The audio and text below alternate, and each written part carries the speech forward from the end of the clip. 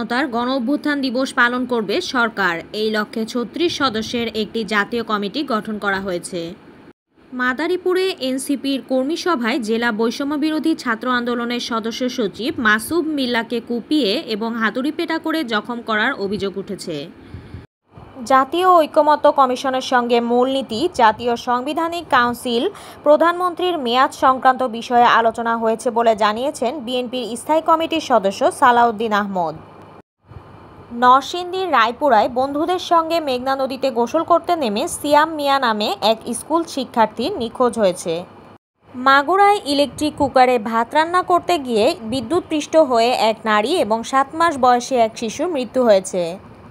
গত সপ্তাহে ইরানের 3 পারমাণবিক স্থাপনায় চালানো বিমান হামলাকে দ্বিতীয় বিশ্বযুদ্ধের সময় জাপানের হিরোশিমা এবং নাগাসাকিতে চালানো পরমাণু বোমা হামলার সঙ্গে তুলনা করেছেন মার্কিন প্রেসিডেন্ট ডোনাল্ড ট্রাম্প। নেদারল্যান্ডের হেগ শহরে ন্যাটো শীর্ষ সম্মেলনে তিনি এই বক্তব্য করেন। বিশ্বকে এক অনন্য নজির দেখালো দক্ষিণ কোরিয়া।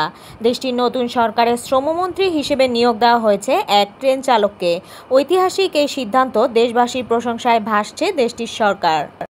নিউ ইয়র্ক সিটিতে ডেমোক্রেটিক পার্টির মেয়র প্রার্থী নির্বাচনে রাজ্য আইন প্রণেতা জোহরান মামদানিকে জয়ী ঘোষণা করা হয়েছে। মহাকাশ গবেষণায় ইতিহাস গড়ার অপেক্ষায় ভারত।